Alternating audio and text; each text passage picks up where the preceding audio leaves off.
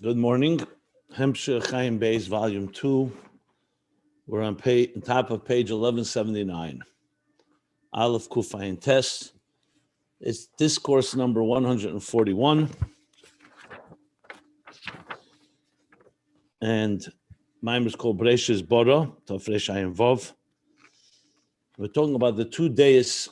The Maimer talks about the two perspectives, Das Ayin and Das Tachten, in the Adam itself, meaning within our lives, how we need to incorporate and we include these two perspectives, what he calls Yichud Elah and Yichud Tata. Das Ayin and Yichud Elah, a higher state of union or unity where the divine is prominent and existence is bottled and completely nullified and subjugated to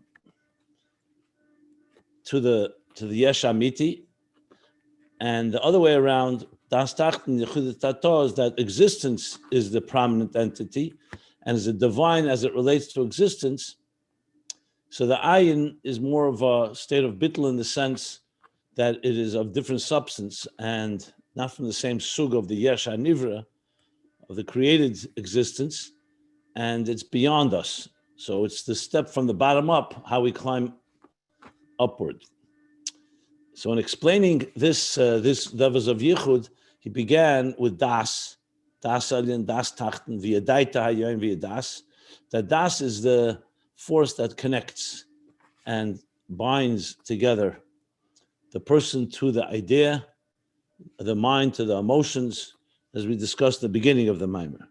And then he went to the main point, which is, of course, what exactly is the Das in? So he started Ant Ishtamuda Oden Al Kula, which is the Yuchad of Havayin Elikim, or Havayin Adnai, because in general they're the same level, Elikim and Adnai, as he explained.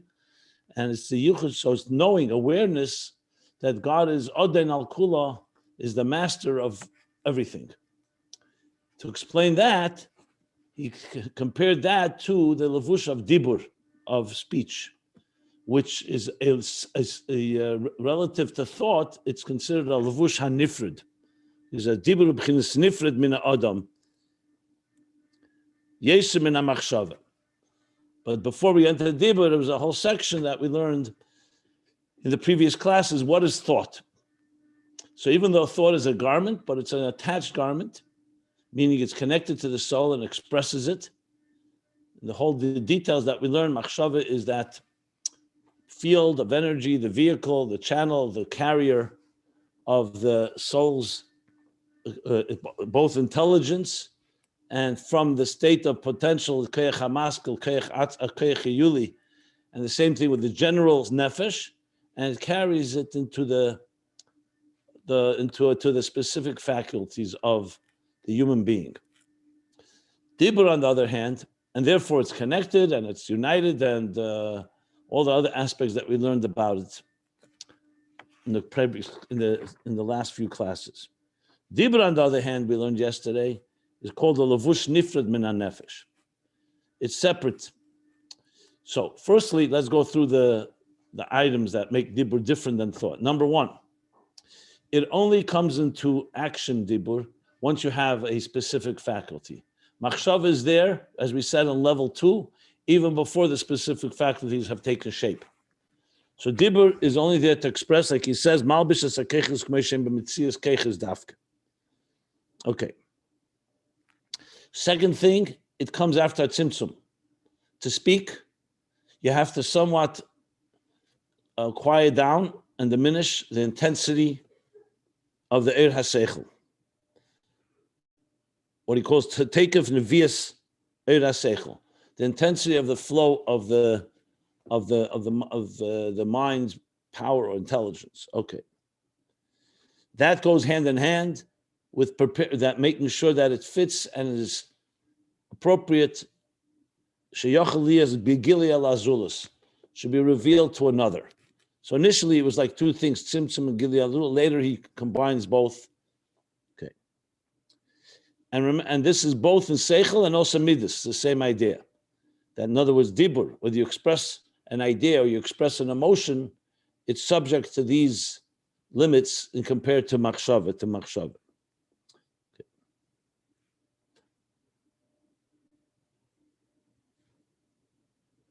And then he continued that dibur is also not always.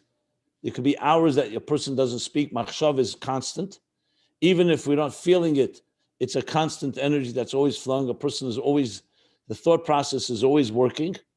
Dibur is not the case. And therefore also, what was the final thing?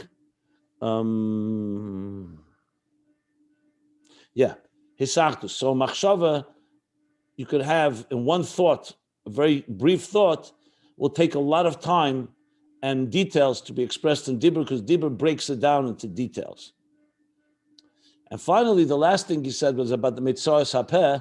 And in dibur, you actually have the kelim, the 5 ways of expressing words, letters and words, is a very physical manifestation. In thought, it's a far more ethereal state, consistent with the fact that levush machshav is an ethereal one, meaning a non-tangible one. So those were the differences.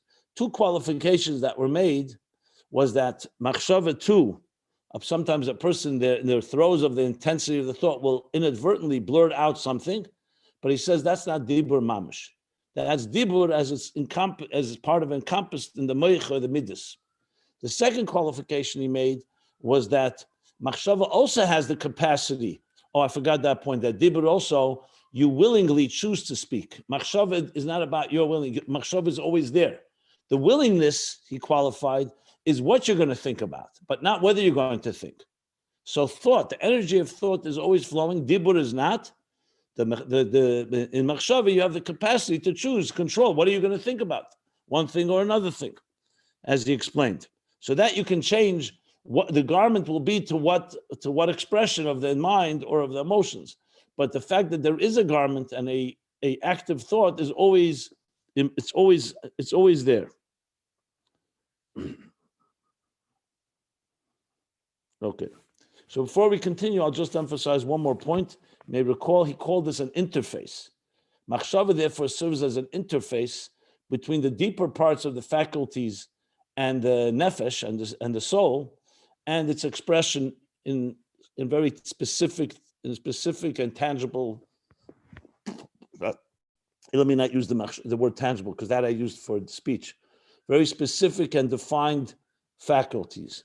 So that's, I think, a key to understanding why we have machshava, because in a sense, it's another interface between a more abstract space, a more abstract state, I should say, and a more expressed state. So machshava now plays that role. What we're going to learn now is that this was all a mashal. This was all a dugma, an example from our faculties and the way we function in order to understand how it is l'mayla. So we're going to start from top of page 1179, Aleph Kufay and Tes, how it is above. But if anybody wants to ask anything about what I've said so far, feel free. Now we're going to learn how this applies to what of course, the topic at hand about Yichud Ilah, Yichud Tato. Any questions? Okay, if not, let's go. So here we are, top of page 1179, first line. Dugma mizeh yuvan l'mayla. And the example of this, the example we just gave of thought and speech, this will help us understand. This will give us to understand how it is above. And what is that? Shezehu b'derech klal hahefresh ben kelim dezah the kelim de Malchus. This discussion, difference between thought and speech, l'mayla, is in general b'derech klal, between the containers of Zah and the containers of Malchus.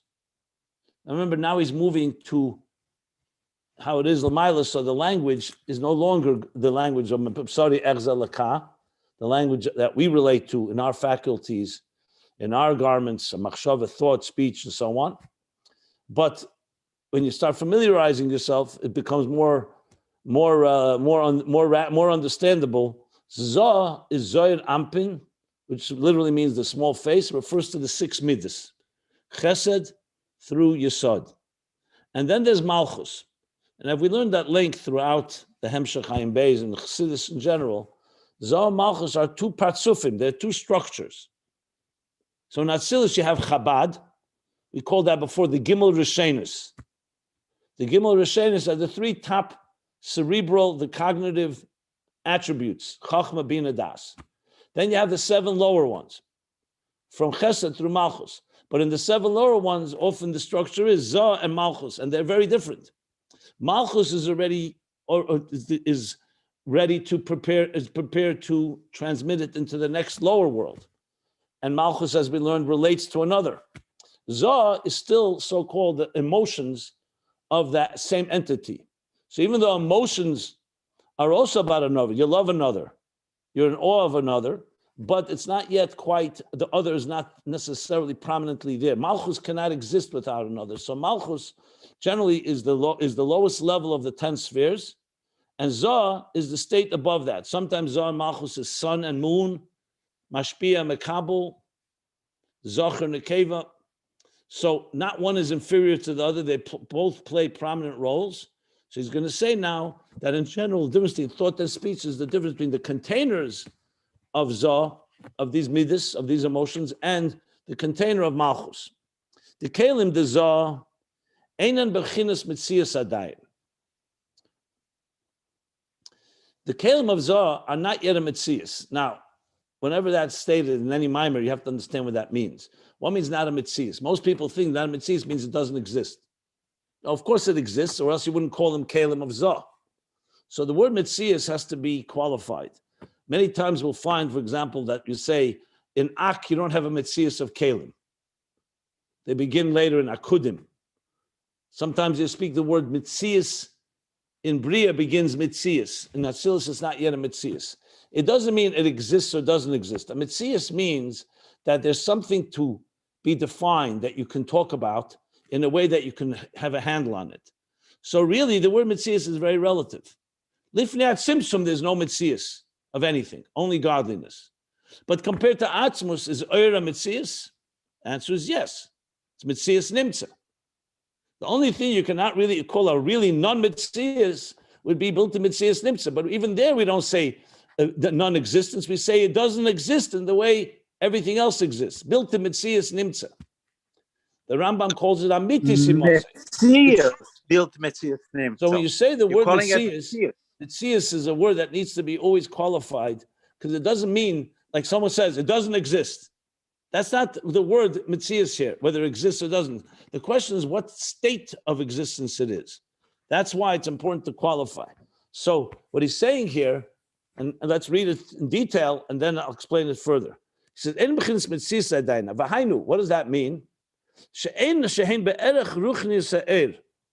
The Kelim are basically very commensurate and close to the Mitzias of So the Kelim are not apparent. They don't take on any strong shape. Like we spoke yesterday in Machshava. When you have the Hey Mitzvahs, you think of a letter, Aleph and Beis, in your thought, not in expressive speech. Is it a letter or is it not a letter? So that's what you'd say. It's not a Mitzias of Asius. In your thought process, when you think of the word, let's say Baruch. Baruch is a word. It means blessed. Beis, Reish, Vav, Chav. I just expressed it and pronounced it in words. When you think in your mind right now the word Baruch, and you could think about it, what is the Beis, Reish, Vav, Chav? That's what he says. It's not a Mitzias, it's Be'erech, Ruchni Sa'ir. It's almost like submerged in the Eir of the idea, yet you still can think that Baruch is not the same word as Kodesh, for example. It's not the same word. In your mind, when you think of Baruch, it has one meaning, blessing, and Kodesh means something else. Same thing, Shabbos and Chayil. In your mind, the word Shabbos is a particular word, it has a particular content. Chayil, weekday, it means something else. But nevertheless, as far as if someone says, so how tangible are the containers there? In this case, the letters, you say they're not tangible. They're thought, that you could say they're letters of light, if you wish. They're letters of thought. I mean, I've used specifically the word letters of light because it's a shape, but it's a shape that's of light. You don't have yet a tangible, defined pronunciation of a letter. When I say Baruch with my mouth, so my lips and my palate and the tongue and the throat and the teeth all shape the words that they should actually come out with a different expression, and it's far more tangible. So this distinction between how these letters are in thought and how these letters are in speech, he says the difference between Kalim of Zah and Kalim of Malchus. Now remember, Zah and Malchus, none of us have ever seen in full glory. That's why I elaborated yesterday, I'll say it again, that Chassidus Chabad, one of his big chidushim is, that it took these esoteric levels and turned it into something that we can find an example within our own lives.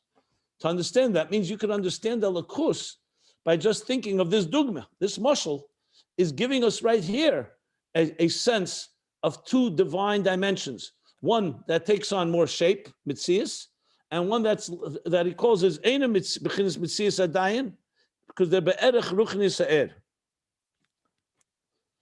So this, what we're discussing now, of course, is really what the power of Chassidus Chabad. What it does is it gives us a language, and not just a language, but also ways to comprehend and relate to more spiritual states.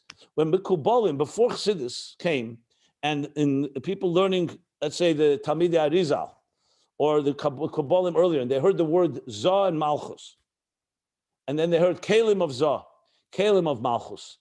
They understood what we're talking about here, but they understood it in their own way. They didn't have necessarily an example from their own lives. Maybe they did, maybe they understood it that way. But they understood, as soon as you said Zah Malchus, they understood one is a state, a much more ethereal state, what he calls not Mitzias Adayin, because it's like close to it's more, it's Keli to the Oir. Remember, he used the word Pnimius HaKeli earlier. And the other is a Keli that has substance. And that's the difference between the letters in thought and the letters in speech. When you think of that, you're getting a sense of these two levels. Is it a complete sense? Not necessarily complete, but it's something to hold on to. Now we can analyze it. And it's not, as I always point out, this isn't mathematics and this isn't science. This is a real example in real life of thought and speech in our lives every moment. We can always find an example. What is the difference between your thought? The letters are the Eisis HaMachshava and Eisis HaDibur, basically. So he says that's the difference in Kalim of Zah and Kalim of Malchus. Now, I can elaborate a lot more on this. It's a big topic, but let's continue. Let's see how he's going to explain it. He says like this now. Ukiyadua. He's going to explain it with an example that we've also learned before, the colors. Ukiyadua, as it's known, the Kalim hengvane ha'ed. Kalim, to understand Kalim, one of the ways Chassidus explains it, and Kabbalah too, the Pardes and others, that is the colors of light. We know that light is essentially white. When you take a prism and you bend the rays of light, you suddenly see the rainbow of colors: blue, red, yellow, green, etc. So the question is, light itself doesn't have a color. It's colorless. And yet, light can take on a shape of a color in a state of color. Remember, we learned about white being given an atzmi. It's not just the color white. It's the natural color of light before it's shaped in any particular way is white. So he says, Kalim are like Gvani ha'oir. Interesting, right? In other words, we're not talking about a Keli that receives the light. No, you could say Kalim are like cups that are receiving light. That's, he says, no, it's the colors of light. It's the Kalim within Oir, so to speak. So he says, Shagavan eina muhus achel legamri min ha'oir. The truth is, the color is not a mechus acher. It's not a separate personality from the light. So when you say the color blue, that light is the blue light, violet light, ultra, the different colors that light. You don't say the light has gone into a separate state. Like, for example, putting colorless liquid in tinted glasses. So the glass is not part of the light. That's tinted glass. Let's say a red tint or a pink tint or a blue tint or whatever it may be. The water has no color. You put it in that tint. So to the viewer, it looks like blue. But if you take the water out, you see right away the water is here, the tinted glass is here. The glass is not part of the water, of the liquid. When it comes to the colors of light, you don't say that. We're not talking about light going through a red curtain or a red partition or a blue partition. We're talking about the actual color of light. light as it is of the light, blue light. It's not tinted in the sense you're not painting it, you're not changing it. It's the light itself is now in a form of a color, blue or the other colors. She says, not a mahus achar legamri min ha'or. It's not the pure light as it is in its colorless shape, but it's also not a mahus achar legamri he uses. Mahus achar legamri, meaning an entirely separate entity. It means something is separate, but it's not entirely separate. U'kamoy al derech moshel, gavan hatapuach. Like, for example, the color of an apple. Shulifi efen hatam. The colors of apples, Chassidus explains, I believe this is also the case. For example, red apples are generally speaking more bitter than yellow apples, which are sweeter. So he's saying the color reflects, is according to the taste of the apple, whether it's sweet, or more bitter, more acidic, if you wish. According to the taste is the color of the apple.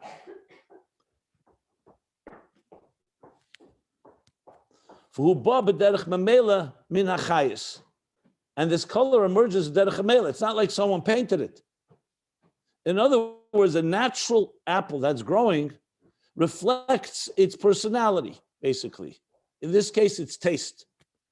So the color is not someone came and took, let's say, a yellow apple and painted it blue or red. That would be completely something, an outside force. You're painting it, like I said, with the glass.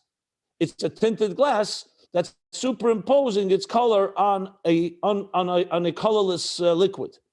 When you're talking about the colors of light, the actual colors of light, not going through any other substance. He's comparing it to the colors of a fruit, in this case, an apple. The color of the apple is its natural color. It comes b'derech mamela, and interesting, he goes, min ha'chayis. Why is it called chayis? Because he's using the moshel and nimshel together here. It means the color is a natural expression of the taste, which is the chayis of this apple. The personality of this apple would be the right word.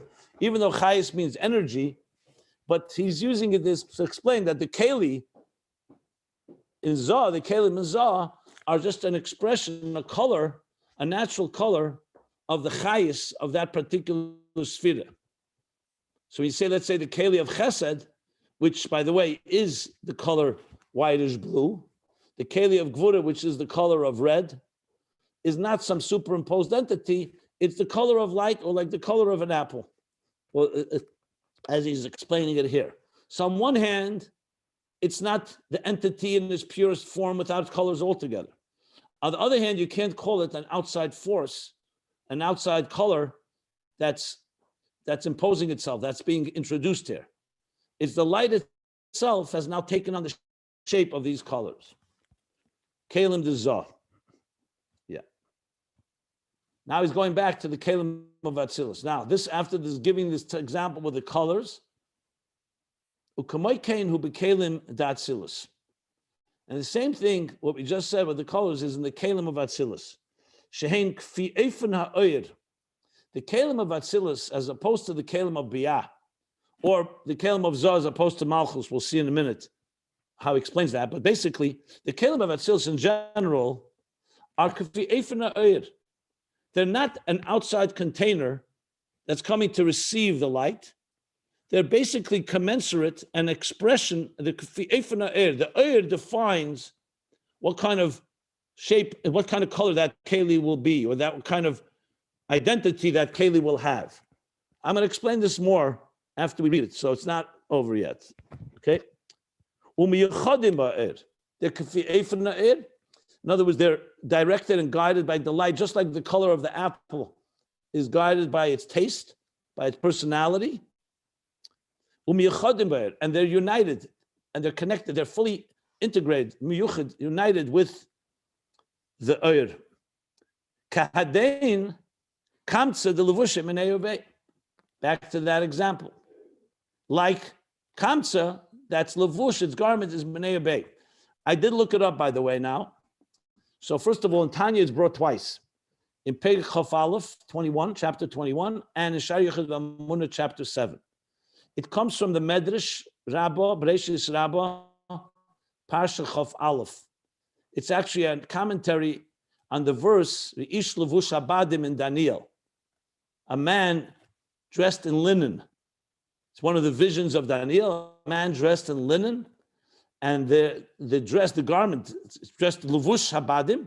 So the Medrash in Parsha Chof Aleph from Beis says that it means kadein like a levush, like a kamsa. So kamsa, I found so far 3 different definitions of kamsa. In the Medrash, the English translators write locust, like an insect, who has they have a type of like shell. It's not a shell, whatever it is that like a covering, and that covering Locust? is that's what it says there. Locust, insect. Someplace says zvuv, it could be a fly, an insect. A second interpretation is a frog. No, I'm sorry, not a frog, a turtle. I'm confusing my amphibians. A turtle, as we discussed. And a third place, it doesn't say snail, but it appears, it says like a very small creature that moves slowly. No, it doesn't say move slowly. That has a shell. All of them, the key point to remember is that these are shells that grow with the animal itself, with the creature itself. So in Tanya, the translators in English in Tanya translated as a turtle. I always remember hearing that it was like a snail. So the truth is, what does the word kamsa mean? So some say it comes from the word kametz, kamas. There's a whole bunch of different commentaries that try to explain what is kamsa. And there are different sources. So regarding our topic here, it doesn't really make a difference if it's a snail, a turtle, or an insect, or locust. We know what the message here is, that the garment grows within itself. So I don't want to turn this into a whole discussion about what the word kamsa means, and so on. It's not so relevant to our topic here. The point being, it's not a garment that is placed upon the thing, it grows from itself. So the garment is a garment.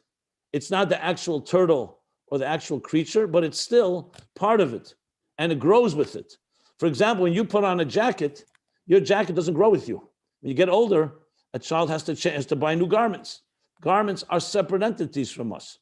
Levushe ha'adam, that is. I think Skin, on the other hand, it's called an exoskeleton. skin, one second. Let me finish so we have it all clear.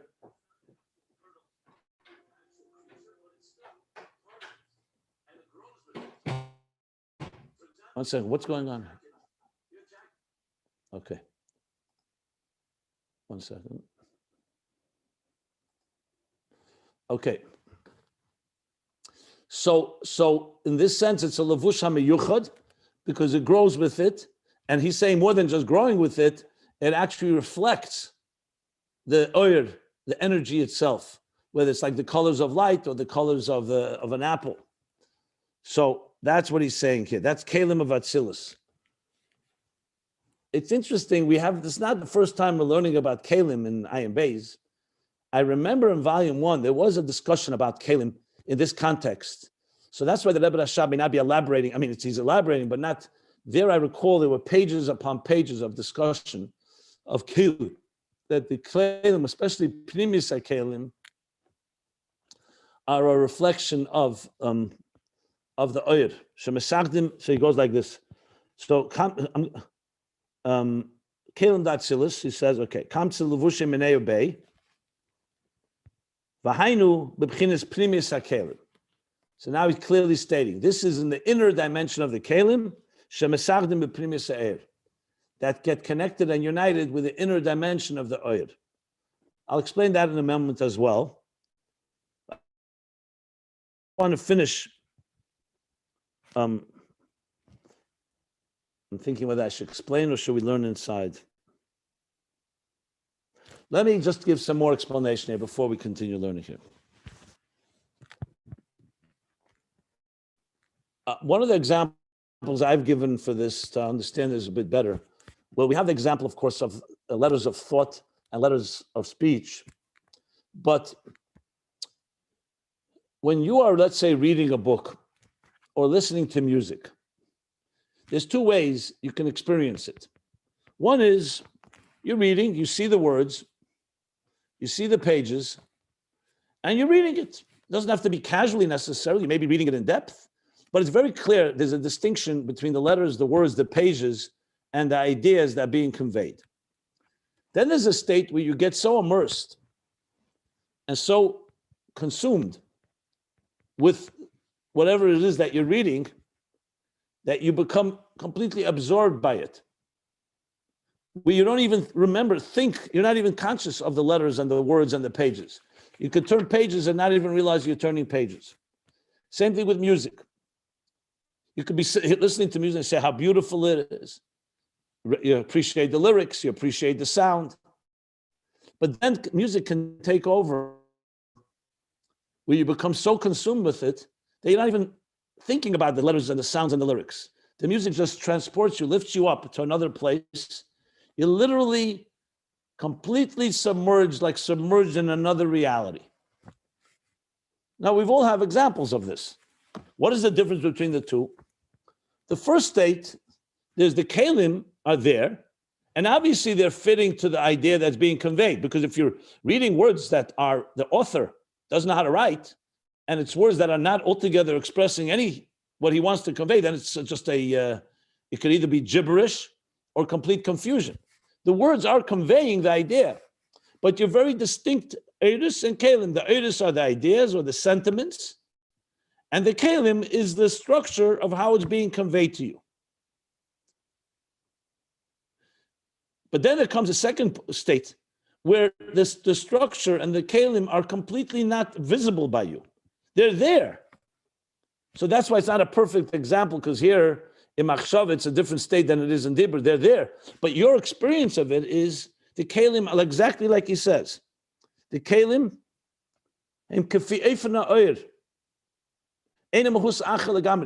you're not sensing a separate experience. It's all one experience. Basically, if you didn't have words and letters, if the music didn't have a sound, you wouldn't experience anything. But the sound, or in the case of the letters, are all part of the experience of the Oyr, is simply using these sounds or these letters or these words to express itself. So in that sense, that is the ultimate where the Keli becomes completely absorbed, and all it is an expression of the light, of the energy that's being conveyed.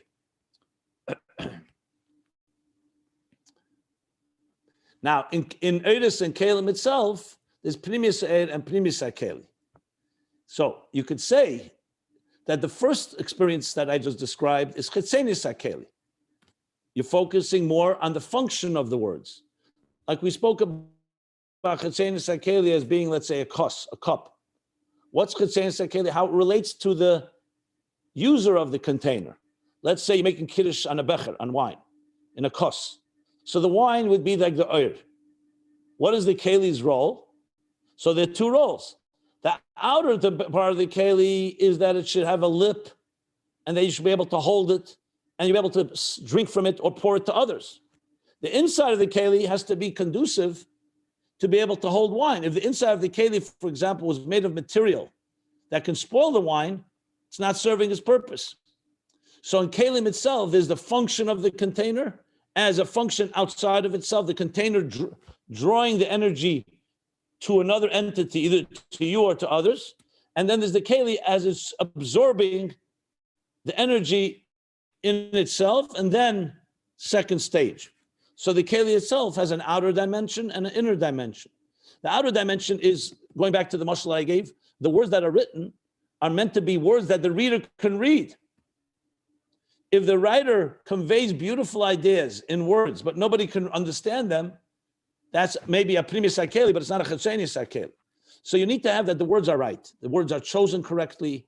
They're ordered correctly. There's a certain symmetry in these words. So when you hear them, they speak to you. That's the outer container. That's its function as far as conveying a message to another.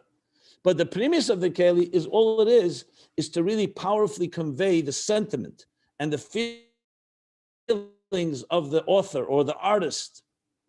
We've been talking about an artist, the mashal of an artist. And obviously the most beautiful picture is when you have the best of both. Someone that conveys well what they want to express, a sentiment or an idea, and it's expressed in a way that a recipient can receive it. That's when the Chitzenis HaKeli is in its correct place, and the Primis HaKeli is in its correct place. Each one is doing that thing. But the role of the Primis HaKeli is to be Kfi'ef Na'ir. That's its primary role.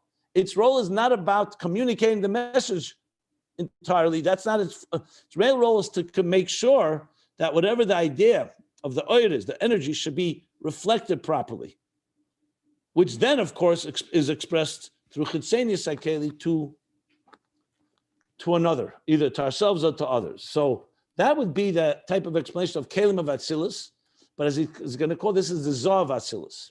Comes to Malchus, Malchus has a different type of role. Mashenkin, HaKelim de Malchus. Oh, let me add one more thing. He said, Primis HaKelim Mesachdim bePrimis HaOir, because Oir also has these two dimensions. The idea that you're conveying, or the sentiment that's being conveyed, which is compared in this mashal to Oir, has also two sides. One side is the Primis of Oir, like the real deeper kavana in what you want to get across, and the other is the Oir that's already being tailored to enter into a Keli. So you could argue that it goes like this: Primis HaOir manifests in Chitzenis HaOir, which manifests in Primis HaKeli, which then manifests in Chitzenis HaKeli.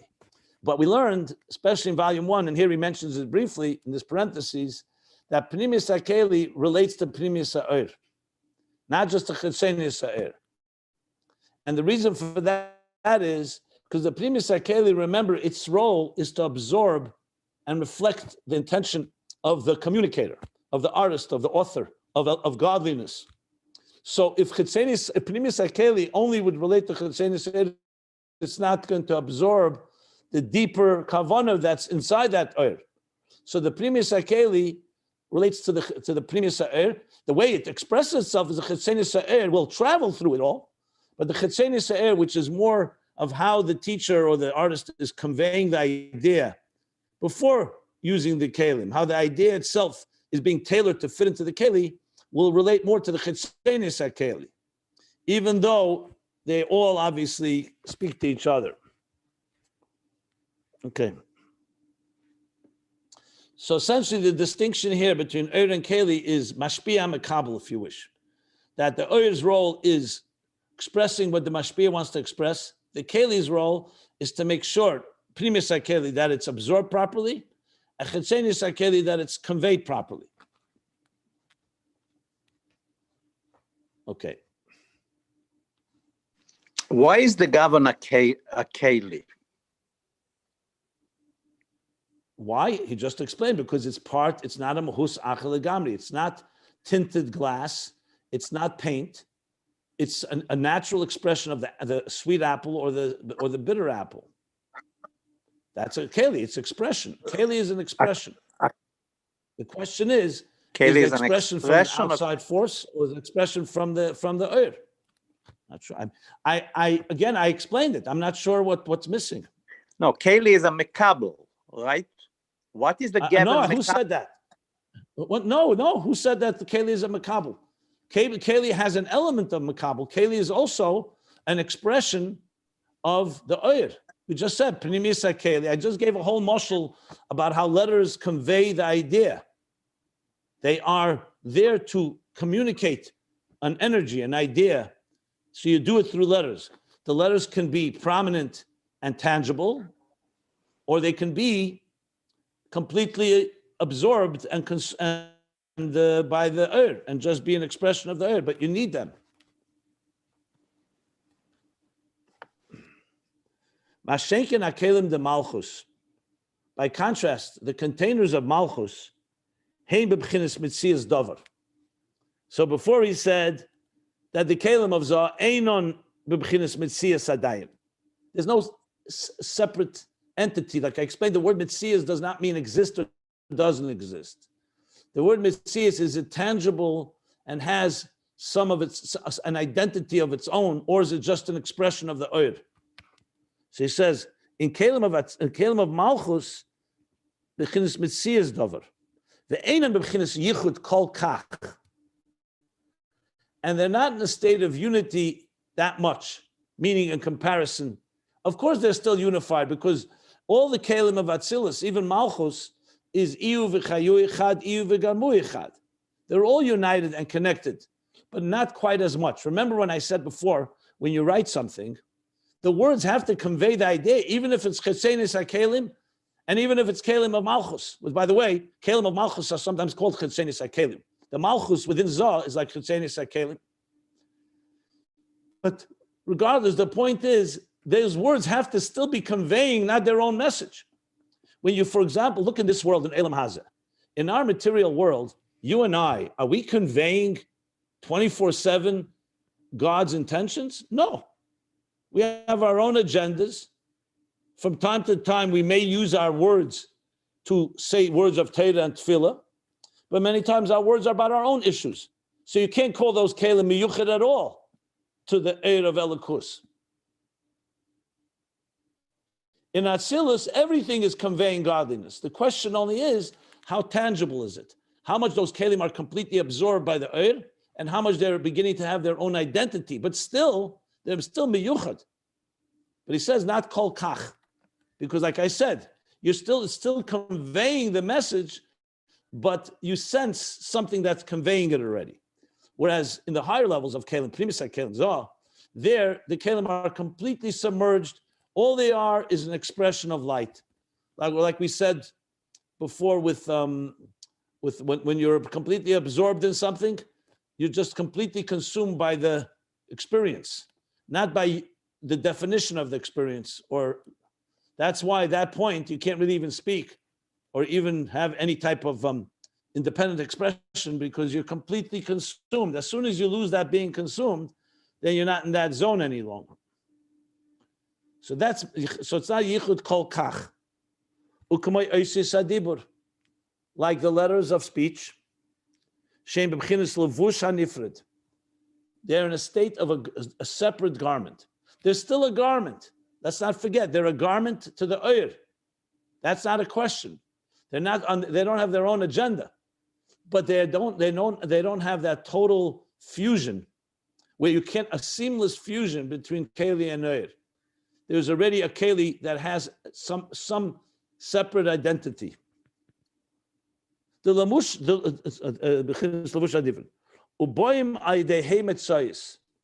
and those letters emerge. They come. They arrive through the Heimetzayis, the 5 expressions that we spoke about. Whether it's from the letters that are primarily throat, or palate, or teeth, or lips, or tongue. Shein hei gvuras man sapach, the Zoh. They are coming. Where is the 5 mitzvahs come from? In Ruchnis, they come from the 5 gvuras of man sapach. So man sapach are 5 letters. Mem, nun, tzadik, pei, chaf. Those 5 letters give shape to the letters in Atzilus, in Zah, and they evolve ultimately into the 5 expressions in Dibur. Shemalimim umastirim esa'er. Now, interesting, he says Zah.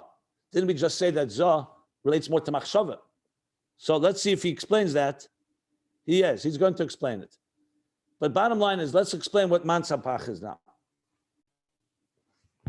I've given this example before. You take a projector of light. You're projecting white light onto a screen. All you see is white light, shapeless white light. Then you come and you put a film, and let's now say the film is made up of letters. Suddenly you see on the screen, you see an Aleph, a Beis, a Gimel. So Kabbalah explains that for the Eir to come into letters, like in the case where the Eibishter says Yehi Eir. Yehi Eir is not Yehi Rakia. So Shar Yichud V'Amunah, if you look at the end of chapter 4, he brings the Man Sapach.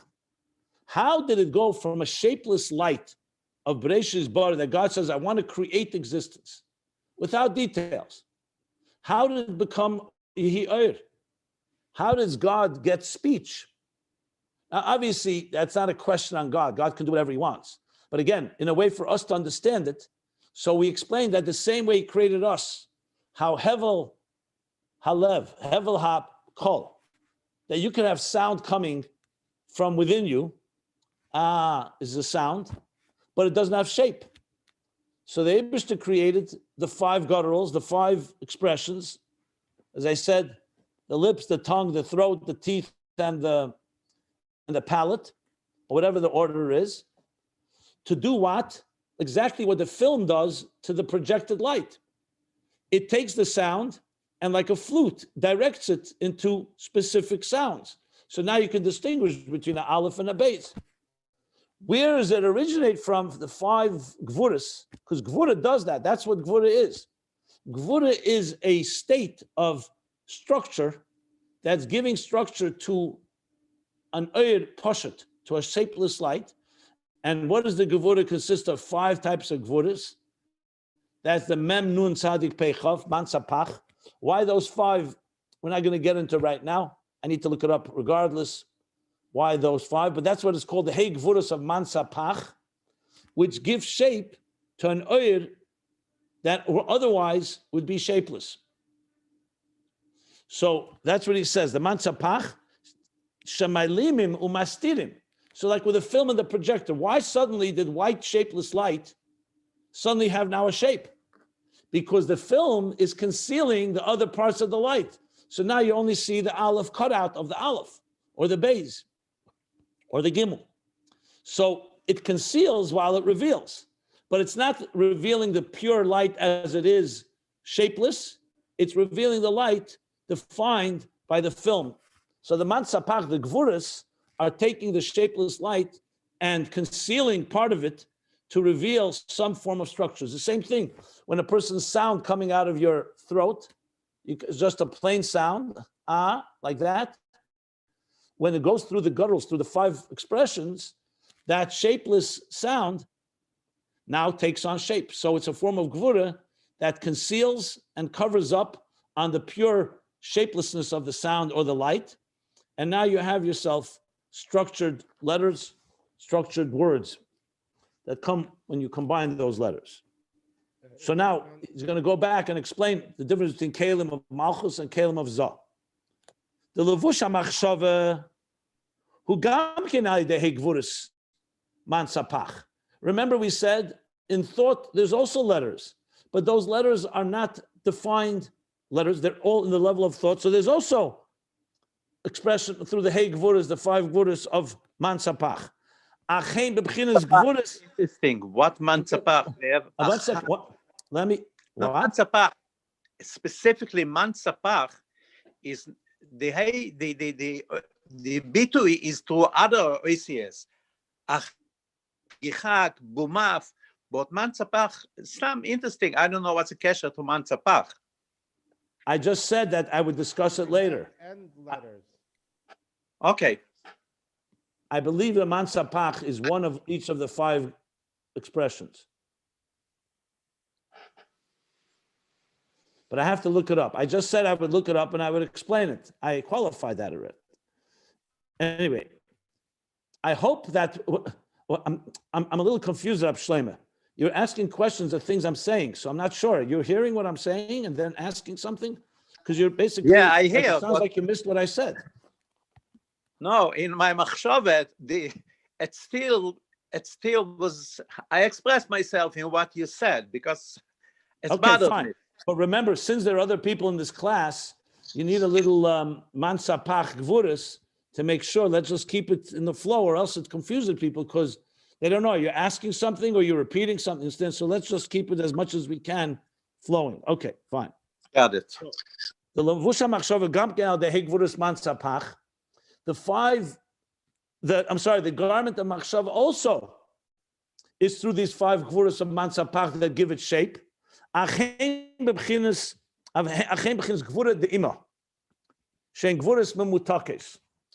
there's a lot of Kabbalistic language here. So it's also gvuras, but it's gvuras of bina, of ima, much more subtle gvura, which is gvuras that are sweetening gvuras. In other words, it's a form of structure, but it's a structure that is not as harsh and not as defined. As we learned earlier, Dibra Maskel Zeh Hayem. I believe that was the Rosh Hashanah Maimer. Zeh Hayem.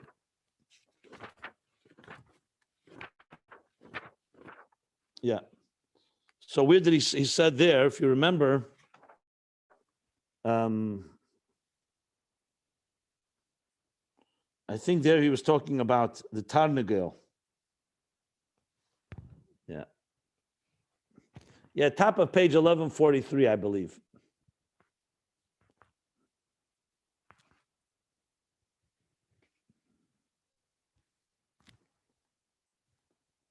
(1142) and 1143. Okay, so you see now in Gvura itself, meaning in that concealment of Gvura that helps create structure, there's now a higher level called Gvuras of Ima, of Bina, and that is where the so-called structure of Machshavah emerges. But remember, the structure of Machshavah, like we said, letters and thought are very ethereal. They're very subtle. They're not in any way like letters of speech. So the Gvuras of Matzapach create the structure in Machshavah. In contrast, the supernal speech, the dibur above, when we say Yehi Yehi Rakia, the dibur that the Eibishter b'dvar Hashem Shamayim Nasu, Dvar Hashem, the words of God, that is b'chinas dibur el, the b'chinas Malchus of Malchus. In other words, dibur el of Malchus. Hey mehei gvuras dezah. Shamalimim ala'er. That comes from the hey gvuras of Zah. That function is much more concealing the light, as opposed to like the sweetened gvuras. And because the concealment is more, and due to that, through that, the kelim of Malchus are in a state of mitzias, dibur. You now have tangible letters. Uboyim, you have tangible letters, whereas machshava, they're not tangible, even though they exist. So everything we learned before in the mashal, and they arrive, they boim, and they transmit in a riboy eschalkus, in a multitude of details of a breakdown. Vehein ha'esis dasarim amoris. These are the letters of the 10 statements. Dasarim amoris nivra elam. Mamoris, maimer, like dibur. It's a maimer. Yehi oyer, yehi rakia, teitz yeres desha, yehi me'eris, and all the 10 maimoris, like he explains in Shayach V'Amuna. Oh, he's going to say, ubekama chilufim v'tmuras. Remember, because creation is more than just 10, there aren't just 10 creations in this world. So the Alter Rebbe explains that the letters of the 10 maimoris, when you break down all the letters, you come down to different chilufim, which is, a chiluf is an exchange. You change aleph for tov, ad bash is an example of chiluf. Or sometimes aleph and beis. There are different ways that the Hebrew letters exchange, replace each other. Tmura is another form of a chiluf. Chiluf means to replace. Tmura is in place. So it's just two different ways of the permutations of the letters. Ralashe Orim. Yeah. So what do you have? So now the Hey Gvuras. So you have the Eibishter created, he began with a machshava. He created the world by machshava achas. Remember, olah b'machshavte. But from machshava it came into dibur. So the machshava l'mayla is the kelim of Zah, the pnimis kelim which are united with the Oir. So it's also mansapach, but from the Gvuras of Bina. So therefore it's much more ethereal. Not as tangible, not tangible. That then went into Malchus, Kelim of Malchus, that's Dibur. Malchus is Dibur. That God didn't just think about existence, he spoke the words. And all the letters with their chilufim, with all their permutations and how you combine them. Like the Alter Rebbe brings later in Shayach V'Amuna, Even, a stone. A stone is not one of the Asar Ma'amoris. It doesn't say Yehi Even. But he says Even is a combination of Aleph and Ban. It's basically all taking these Hebrew letters which now in Dibur have taken on tangible element. So even Kavyochel and Elikus, Kalim the Malchus is more tangible, which then of course explains Al Pisechel how we then turn it into a creation that's a tangible creation, that Eir and Rekia aren't just two thoughts, aren't just two ethereal spiritual distinctions. They also take on a tangible distinction through the Dibur Elyon, which is Kalim the Malchus, that turn it into tangible speech, letters, which in turn break it down into many details. Whereas in thought, as we learned, it's all united as one, or at least concentrated in a short and brief thought. Umehen, and from these letters of Dibur, of Malchus, Kalim of Malchus, Nisavu Ribui, and I'm sorry, the Kalim of Malchus is the Hegvurus of Mansapach from Zah, not Bina, which conceals more and therefore creates this more tangible structure. And from these letters, come into being, are created the many different worlds, the multitude of worlds and creations and creatures. So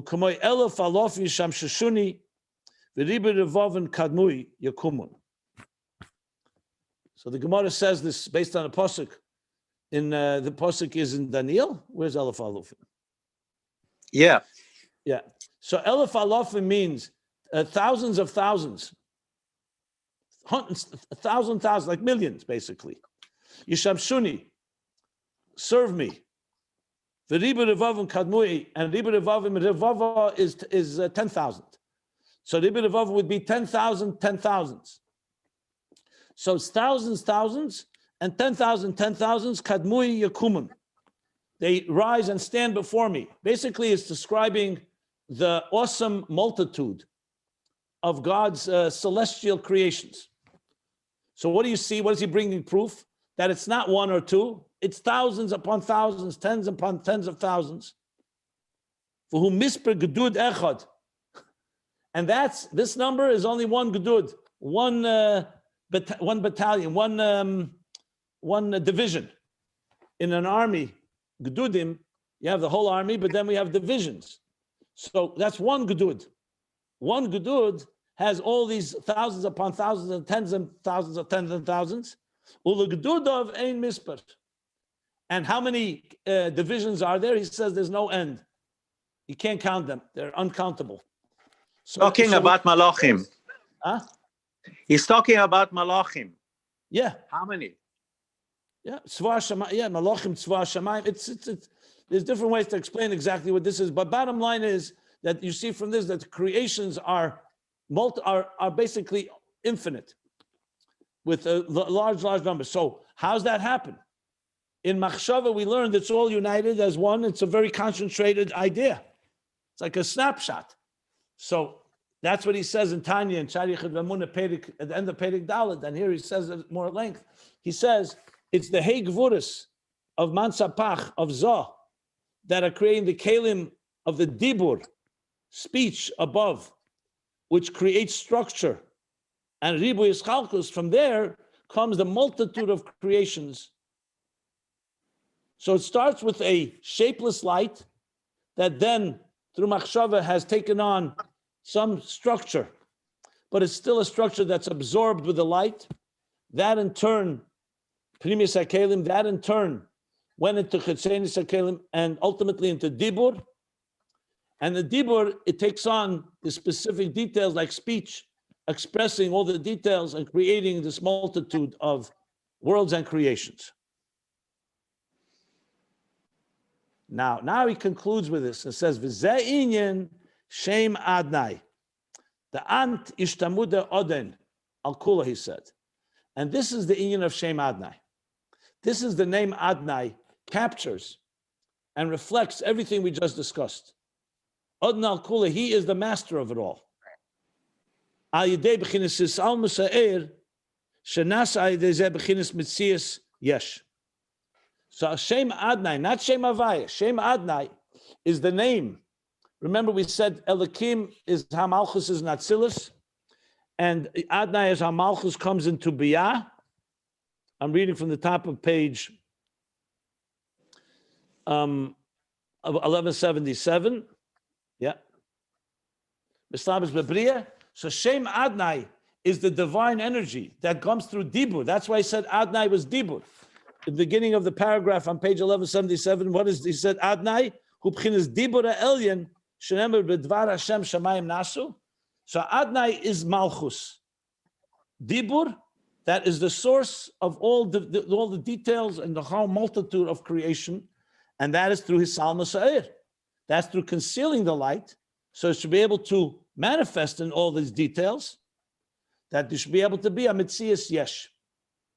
In different words, is the Ayin of the Yesh HaNivra, which we'll soon learn about. So that's Adnai. Now we still have to now create a Yichud of Adnai and Havaya. That we haven't discussed yet.